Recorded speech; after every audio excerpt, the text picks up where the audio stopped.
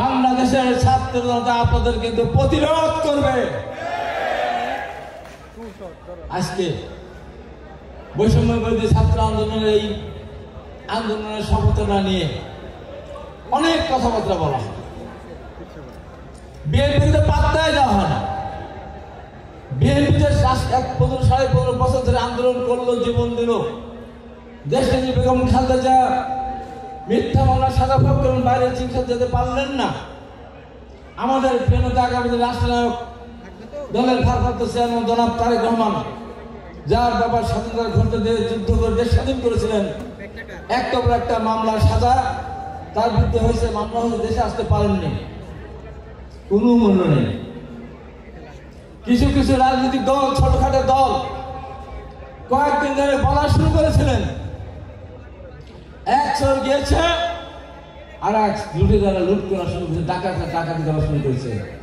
পরিষ্কার করে বলতে চাই, বিএনপিকে আওয়ামী লীগের সাথে তুলনা করতে আসবেন না।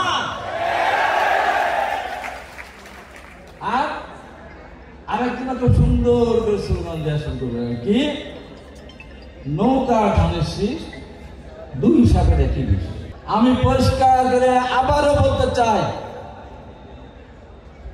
এই স্লোগান যারা দিবে, এই শব্দ যারা উচ্চারণ করবে, সমস্ত মামলা আমি আসামি হব। আমি আপনাদেরকে বলে ধরে সাথে সাথে জিহ্বাটা কেটে কালো কুত্তা দেখাওয়া দেবে।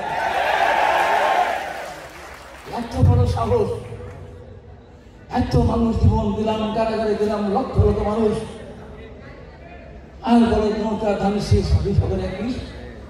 আপাতত বন্ধ হয়েছে। গত পরশুদিন কি দেখলাম, বিগত সরকারের মন্ত্রী, সংসদ সদস্য 6টা মামলা, 2টা খুনের মামলা, 6টা মামলার জামিন দিয়েছে। আমি এই শহীদ জিয়াদ দিবসে বলতে চাই, এই সরকারকে বলতে চাই, যে ম্যাজিস্ট্রেট জামিন দিয়েছে তাকে তার চাকরি থেকে সরে তাকে গ্রেপ্তার করেন। এই জামিন আমরা দিনের পর দিন নতুন ভাই জেল খেলেছে, অসুস্থ মানুষ জামিন দেয়। আমাদের মহাসচিব বারবার অসুস্থ মৃত্যুর কাছে চলে গিয়েছেন, জামিন দেয়নি।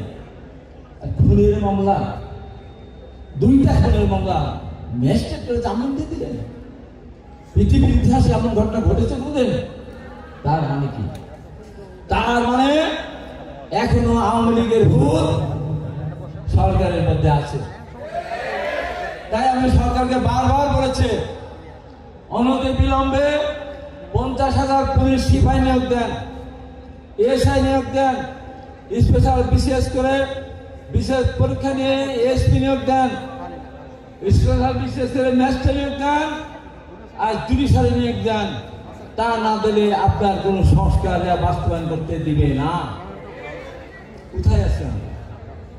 এই ঢাকা শহরে আওয়ামী লীগের হাজার হাজার লুটেরা, খুনি এমপি মন্ত্রী আছে ঢাকা শহরের মধ্যে, কেন গ্রেপ্তার হয় না? আমাদের তো মামলা ছাড়া গ্রেপ্তার করে দিনের পর দিন কারাগারে রেখেছেন, জামিন দেননি।